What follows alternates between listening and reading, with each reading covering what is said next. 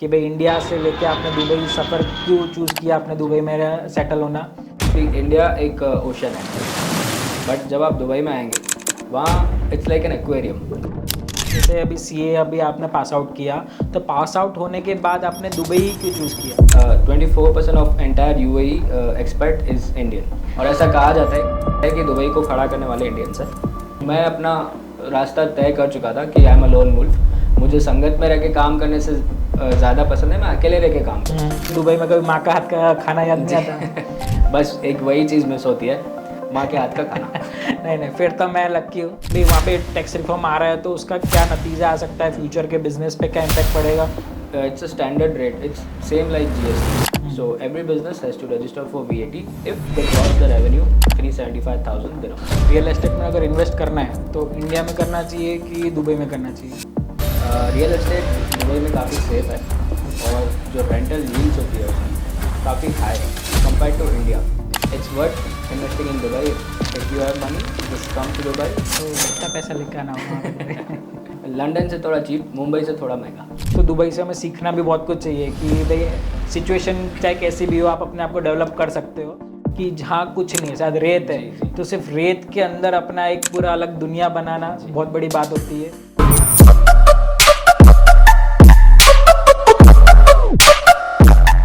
Hello दोस्तों, welcome to Bhavik Sharma show. और आज का शो बहुत खास होने वाला है, क्योंकि आज जो मेरे स्पेशल गेस्ट है वो स्पेशल दुबई से आए हैं, और जो कि एक सीए भी हैं और टैक्स एक्सपर्ट भी है, और यहाँ तक कि वो मेरा एक खास दोस्त भी है जो इंडिया से है। तो हेलो मिस मनीष, वेलकम।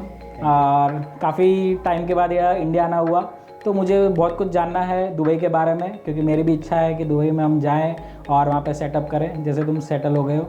तो मुझे ये जानना है कि इंडिया में सीए करते करते जो स्ट्रगल था, वहाँ से करते करते दुबई क्यों चूज़ किया अपने जर्नी के लिए, अपनी लाइफ की जर्नी के लिए? तो थैंक यू भाविक, आपने मुझे इनवाइट किया, और अभी तो आपने बहुत प्रेशर डाल दिया मुझ पर इतना हैवी इंट्रोडक्शन करके। नहीं, प्रेशर की कोई बात नहीं, एकदम लाइटली फील करो। और ये अपना पॉडकास्ट है, अपने व्यूअर्स हैं, तो बस जर्नी शेयर करनी है कि भाई इंडिया से दुबई कैसा है, माहौल कैसा है, वहाँ पे हम क्या क्या चीज़ें कर सकते हैं, तो हमारे व्यूअर्स को थोड़ा पता चले या दुबई का आइडिया है। क्योंकि एक हर एक का एक बोलते हैं ना, एक मोटिव होता है या एक सपना होता है कि हम कभी ना कभी दुबई जाएंगे। तो बस आप दुबई सेटल हो तो वहाँ की जर्नी थोड़ा शेयर करो अपने बारे में, कि भाई इंडिया से लेके आपने दुबई सफ़र क्यों चूज़ किया, आपने दुबई में सेटल होना, तो उसके बारे में थोड़ा बताइए। जी, जैसे कि आप जानते हैं हमने साथ में पढ़ाई की थी। हाँ, 2010 की बात है शायद। हाँ, अभी हम मिले थे। हाँ। सो साथ में पढ़ाई करते थे, लाइब्रेरी जाते थे, late night studies and all.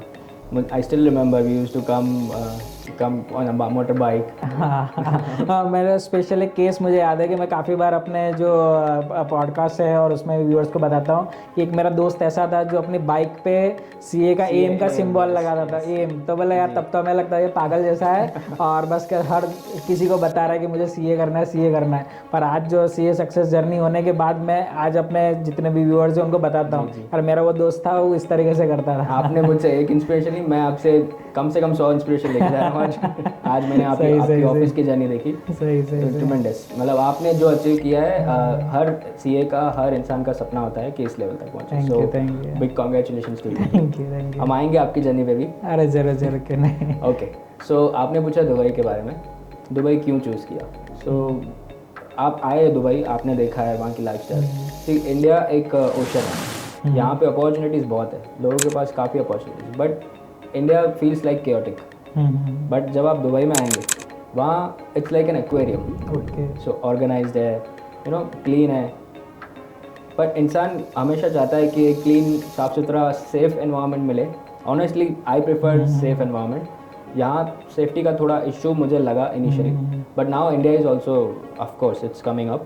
But आपने मेरी दुबई की जर्नी की बात की, तो मैं दुबई के बारे में ज़्यादा बात नहीं सही। मैं ये जानना चाहता हूँ कि जैसे अभी सीए अभी आपने पास आउट किया, तो पास आउट होने के बाद आपने दुबई क्यों चूज़ किया? ओके, दुबई क्यों चूज़ किया, पहले तो उस पर आते हैं। There were lot of destinations like Australia, Canada, US, UK. UAE was the least in the row, you know. उस टाइम पे मेरी इच्छा थी मैं ऑस्ट्रेलिया जाऊँ, बट सर्कमस्टेंसेस ऐसे बन गए। मेरा एक फ्रेंड था, वो ऑलरेडी दुबई में जॉब कर रहा था, and I used to hear 1 lakh रुपए कमा रहे हैं। यू नो, इनिशियली आप जब पास आउट करते हो तो फैमिली तो आपको प्रेशर नहीं देती, बट आपको माइंड में होता है कि यार अब मैं इतना कमाऊँ, मैं इतना कमाऊँ। तो दुबई सेफ इसलिए लगा क्योंकि पास में था. The distance is just 2.5 hours. सो आप ओवरनाइट जर्नी करके वापस घर भी आ सकते हो. एंड उसकी वजह से दुबई मैंने चूज़ किया. So that's the reason I choose Dubai. लेकिन दुबई जाके कभी ऐसा नहीं लगा कि मैं आउट ऑफ कंट्री जा रहा हूँ. It feels like a second home. It has always been a second home. और हाँ, मैंने ये भी देखा अभी रिसेंटली मैं जब दुबई की ट्रिप थी मेरी, तो वहाँ पे मोस्टली सारे इंडियंस ही थे. तो वहाँ पे ऐसा लग ही नहीं रहा था कि हम और कोई कंट्री में आ गए.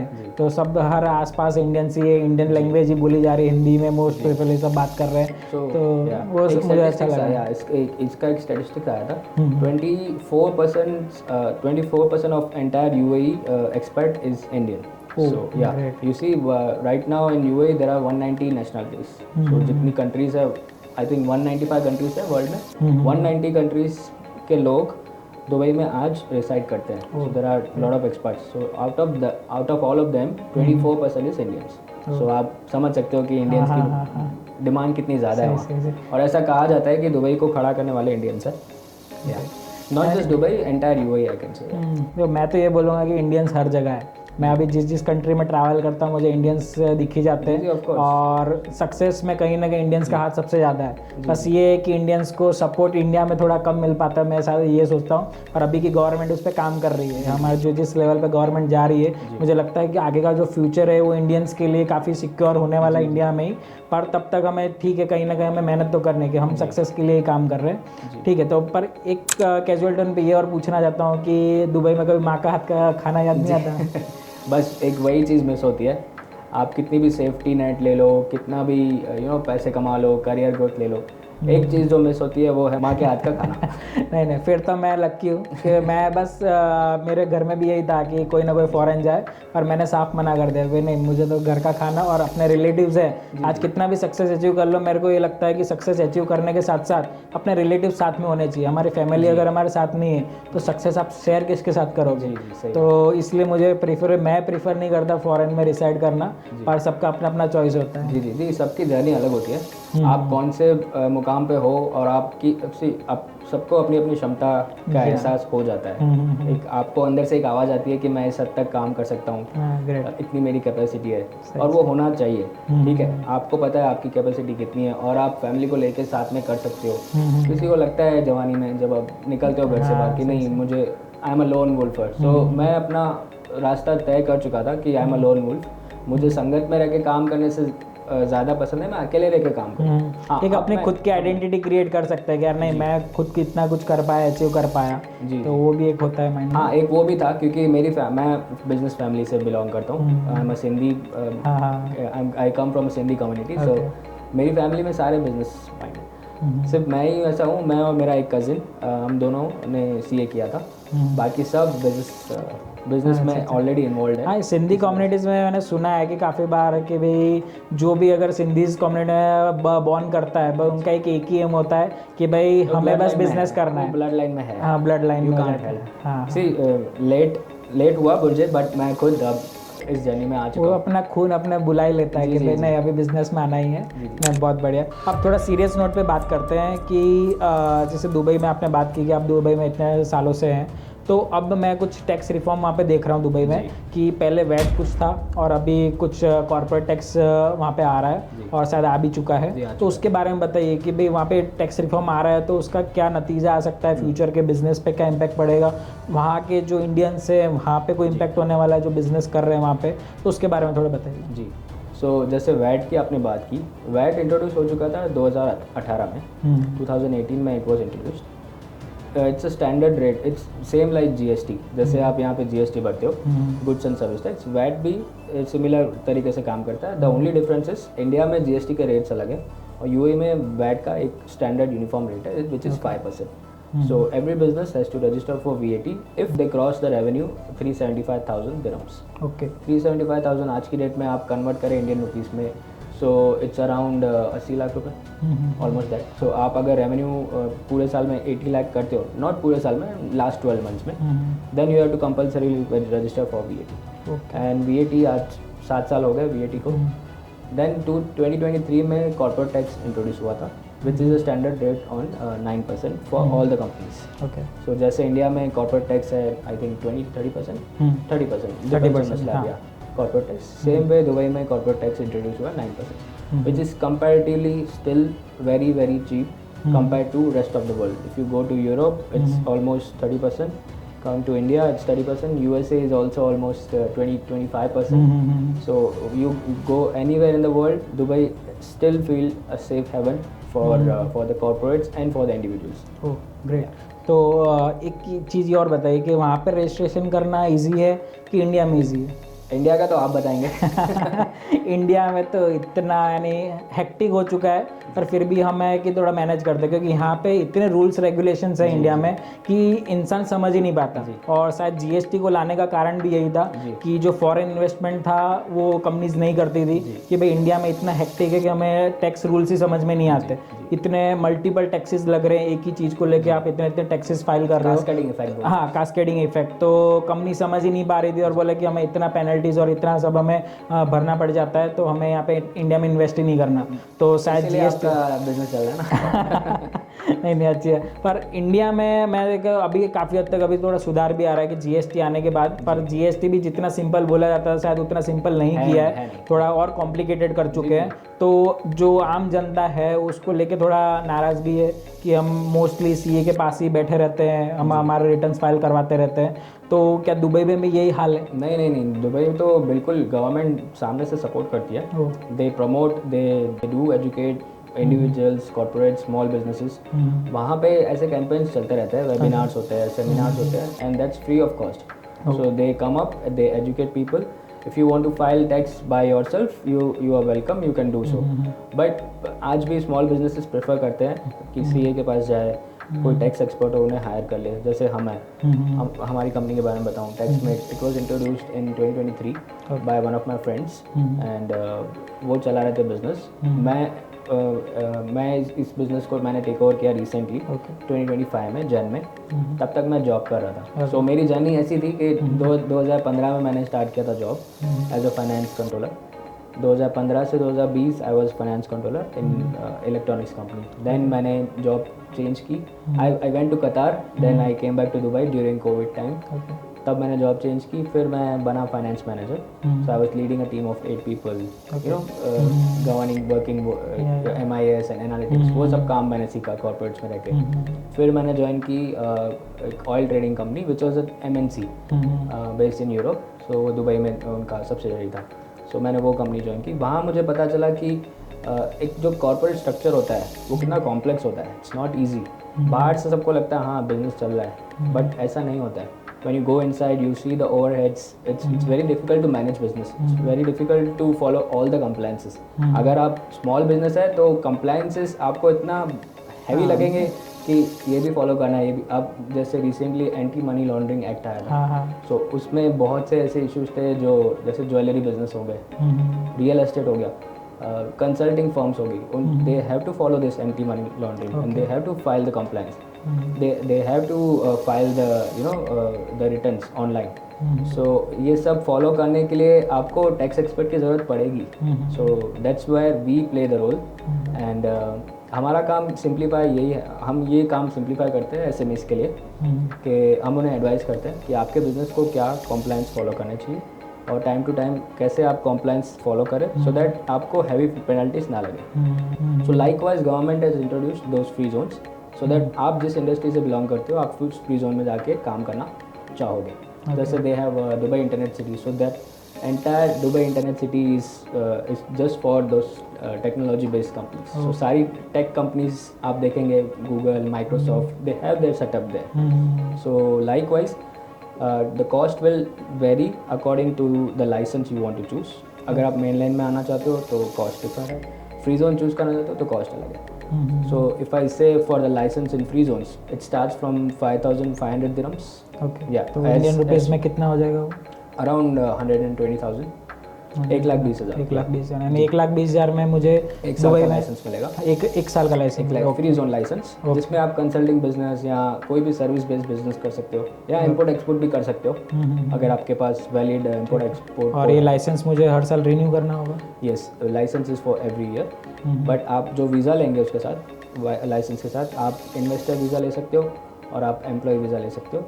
वो आपको एवरी 2 ईयर्स पे रिन्यू करना ओके। है। That is a separate cost. पर अभी मुझे रियल एस्टेट के बारे में बात करना है कि इंडिया और दुबई कंपैरिजन में रियल एस्टेट में अगर इन्वेस्ट करना है तो इंडिया में करना चाहिए कि दुबई में करना चाहिए?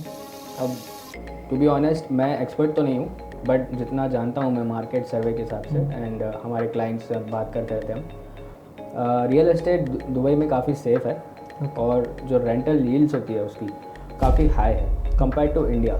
इंडिया में I think rental yields is not that much, 1 और 2% आपको मिलेगी। और दुबई में आप कंपैरेटिवली अगर रेंटल कमाना चाहते हो शॉर्ट टर्म तो इट्स समवेयर अराउंड 6 to 8%। और अगर आप प्रॉपर्टी फ्लिप करके करना चाहते हो, इट्स ROI की बात करोगे तो it's more than 50%।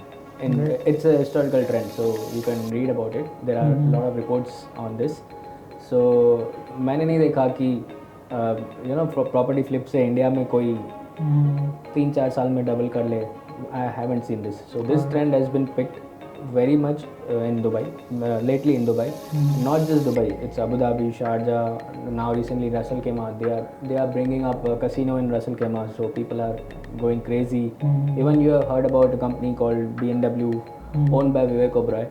So he is building a project in Ras Al Khaimah that's near to the casino. So people are, it's not just a hype, it's actually being built in such a way क्योंकि आपको amenities वैसी मिलेगी। आप यहाँ की amenities और वहाँ की amenities में बहुत फ़र्क है।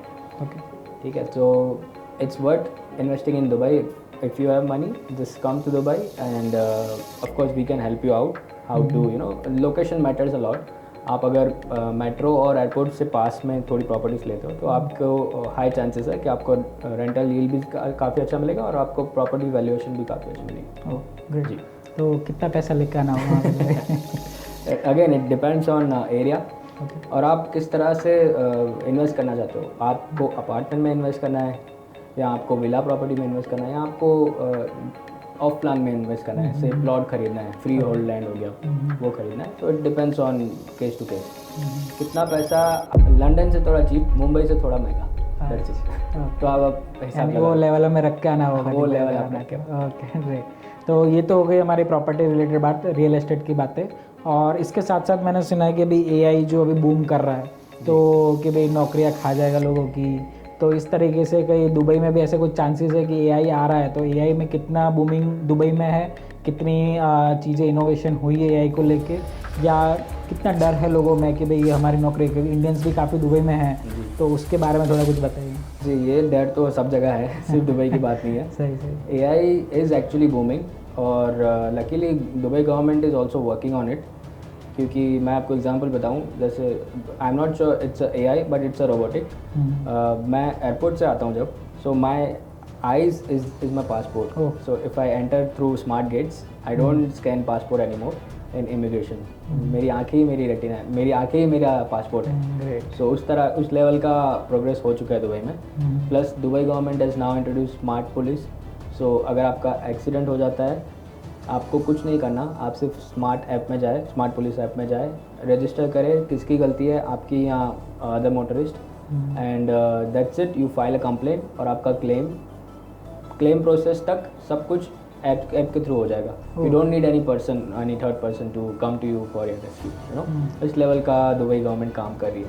प्लस AI तो ऑफ कोर्स आ रहा है, so many jobs will go, so many new jobs will be created. It's a part of technology, so it's a part of revolution you can say. आपने देखा है इंडस्ट्रियल रेवोल्यूशन आया, फिर internet boom आया, and now it's AI. So it's everywhere. Great. तो AI के साथ साथ मैंने क्रिप्टो भी सुना था कि भाई क्रिप्टो भी काफ़ी वहाँ पे ट्रेंड में है, लोग क्रिप्टो में इन्वेस्ट करते हैं। तो क्या सेफ़ है क्रिप्टो अगर दुबई में अगर हम इन्वेस्ट कर रहे हैं? जी बिल्कुल सेफ है। मैं खुद इन्वेस्टेड हूँ क्रिप्टो में। अच्छा। So Dubai government, not Dubai government, a UAE government has introduced called WARA. It's a virtual asset regulatory authority. ये एक अलग से बॉडी है, जैसे इंडिया में सेबी है जो कंट्रोल करती है फॉरेन एक्सचेंज को, जो बाहर से पैसा आता है, डॉलर्स आता है, यूरो आता है, उनके कुछ नॉर्म्स बनाए हैं इंडिया में सेबी हैं। अच्छा। उसी तरह के वारा डिजिटल एसेट्स को एक रेगुलेटरी अथॉरिटी कंट्रोल करती है। तो आप जो भी ट्रेड करोगे, आप किसी भी एक्सचेंज में जाके ट्रेड करोगे अपना पैसा, वो उस रेगुलेशन के अंतर्गत आपको ट्रेड करना है। तो जो भी रिपोर्टिंग क्राइटेरिया है वो आपको फॉलो करनी है। जैसे बाइनेंस हो गया, CoinDCX हो गया, बड़े बड़े एक्सचेंजेस है ऑलरेडी रजिस्टर्ड है, लाइसेंस उन्होंने ले रखा है दुबई में, तो आप अपना अकाउंट सीमलेसली खोल सकते हो, कॉर्पोरेट अकाउंट भी क्रिएट कर सकते हैं, आप इंडिविजुअल अकाउंट भी क्रिएट कर सकते हो और अच्छे से आप ट्रेड कर सकते हो। It's not like India, restrictions नहीं है। सी दुबई में when you come to Dubai और UAE there are no restrictions, they always welcome the new tech because they want to be they want to be called themselves a number one in tech, emerging tech you can say, 3D printing, AI, crypto, blockchain. They want to be called as a forefront in all the emerging techs. So yeah, we are actually following the footprints of Singapore, you can say. Oh great. तो अगर आप बोलते हैं ना कि अगर take lover हैं तो आपको That's the best place. After Switzerland, Dubai is the best place. Switzerland में ज़्यादा अच्छा है क्योंकि वहाँ थोड़ा माहौल ठंडा है, एटमोसफेयर ठंडा रहता है, तो लोग वहाँ भी पहले, but now they also understood you need environment, क्योंकि यूरोप में वैसा एनवायरमेंट नहीं मिला उनको, कंप्लायंस उनको इतने अच्छे नहीं मिले, उनकी government, Europe government is not supporting new tech at this level, at this scale how Dubai is doing. So वहाँ से भी लोग काफ़ी दुबई माइग्रेट कर रहे हैं। So yeah we see day in day out लोग ऐसे मिलते हैं और बात कर रहे हैं। ठीक है, अभी जैसे कि एनवायरनमेंट की बात आई तो मैं रिसेंटली अभी जो ट्रिप पे आया था दुबई, तो मैं भूल से मेट्रो से बाहर आ गया था और मैंने वहाँ का रियल जो गर्मी का जो प्रकोप होता है ना वो देखा था। तो ये अच्छी बातें तो हमने कर ली, पर थोड़ा कहीं ना कहीं हमें ये भी लगता है, ये बात भी करनी ज़रूरी है कि इतनी भयंकर गर्मी मैंने शायद ही कहीं देखी होगी।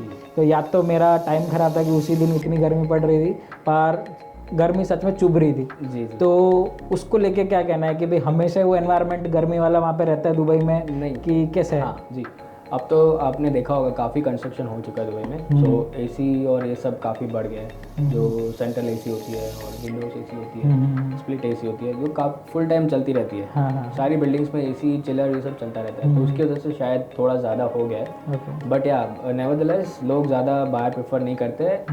फ्रॉम अप्रैल टू सितंबर ये गर्म मंथ रहते हैं, उसके बाद थोड़ा कूल ऑफ हो जाता है। सो प्रेफरेबली ये टाइम ऐसा है जहाँ पे लोग छुट्टी चले जाते हैं, अपने घर चले जाते हैं। सो हाँ, अगर आपको आना है दुबई तो most welcome in January, you will see different side of Dubai. अच्छा, हाँ, तो मैं श्योर इस बार अगर प्लान करता हूँ ट्रिप तो मैं जनवरी में आने की कोशिश करूँगा। आपसे बोलते हैं आते नहीं नहीं, इस बार श्योरली प्लान करते हैं। तो यही है कि भाई देखो गर्मी अभी वहाँ पे है, पर दुबई काफ़ी अपने आप को डेवलप कर रहा है कि इतनी सारी चीज़ें हैं कि भाई अगर हमारा एनवायरनमेंट नहीं है तो हमें अपना एनवायरनमेंट क्रिएट कैसे करना है। हाँ, मैंने जैसे देखा कि एयरपोर्ट से अब निकलते ही आपके मेट्रो तक आपके सारी जो पाथ है वो पूरा सेंट्रल एसी का है।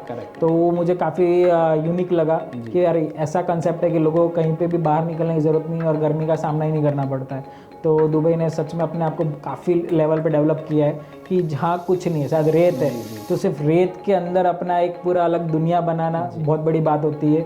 तो दुबई से हमें सीखना भी बहुत कुछ चाहिए कि भाई सिचुएशन चाहे कैसी भी हो आप अपने आप को डेवलप कर सकते हो।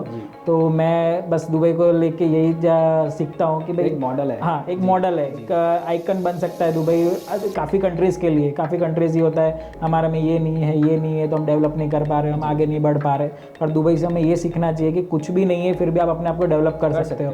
तो वो इंस्पिरेशन हमें दुबई से मिल सकती है। जी, ये इनका विजन है, हिज हाइनेस शेख मोहम्मद का विजन है। ओके। और उनके फोर फादर्स वो भी इसी तरह से विजनरी थे, बिकॉज दे न्यू कि ऑयल ज़्यादातर चलने वाला है नहीं यूएई में। So they were not dependent just on oil. So they set an example in entire Middle East कि हम भी कर सकते हैं। Apart from oil we can create an economy which is called tourism and it's booming. हाँ, तो उनके vision से हमें ये भी सीखने को मिलता है कि अगर आप बिजनेसमैन हो और बिजनेस कर रहे हो तो आप शॉर्ट टर्म विजन मत रखिए, आप हमेशा 10, 20, 50 साल का सोचिए। तो अगर इतना लॉन्ग टर्म सोच रहे हो तभी आप इतना आगे बढ़ पाओगे और आप डेवलप कर पाओगे अपने आप को। तो आपकी भाई 4 पीढ़ियाँ आपको याद रखे और आपका नाम ले कि भाई नहीं इन्होंने कुछ किया था काम जो आज हमारे काम आ रहा है। तो दुबई शायद उसी मॉडल पे काम कर रहे हैं। जी, पैसा तो उनके लिए मैटर ही नहीं करता। हाँ, all they believe in just vision and fulfilling the vision of their forefathers, and that's it, that's their motto. Okay, great. तो बस यही है कि आपने अपना दुबई का विजन शेयर किया, तो जैसे आप दुबई का विजन शेयर कर रहे हो तो शायद मैं भी कहीं बैठ के इंडिया का विजन शेयर करूँ कि इंडिया भी अब कम नहीं रहा है, इंडिया भी आगे बढ़ रहा है और काफ़ी देशों को टक्कर दे रहा है। बिल्कुल, तो जिस लेवल पे इंडिया जा रहा है तो हमें प्राउड फील होता है कि हम इंडियंस हैं। I think third largest economy बनने वाले हैं। हाँ, वो बनने वाला कि हमारा पॉपुलेशन इतना और फिर भी हम काफ़ी अच्छा कर रहे हैं। तो बस यही है कि जो लोग इंडिया छोड़ के जा रहे हैं वो वापस आए और इंडिया को ही डेवलप करें। नहीं, मैं ये नहीं कह रहा हूँ इंडिया छोड़ के आओ, मैं मेरे अपने रूट्स यहाँ जुड़े हुए हैं। हाँ। मैं खुद यहाँ पे वापस आना चाहता हूँ। सी मैं जो एनवायरनमेंट में पला हूँ, मुझे पता है कि कैसा एनवायरनमेंट रहता है, फैमिली होता है, फेस्टिवल्स, वो सब हम मिस करते हैं। तो हमारे रूट्स तो यही हैं। बट मैं सिर्फ एक ही बात कहना चाहूँगा कि अगर आप विजनरी हो, टेक साइड में बिलीव करते हो और थोड़ा स्मूथ प्रोसेस चाहते हो और आप अपना सेटअप इंडिया से बाहर ले जाना चाहते हो, so Dubai is the best place for you. और वहाँ आप believe me, when you come to Dubai, you don't feel like you are going to any other country, you will always feel like you are coming to a second home.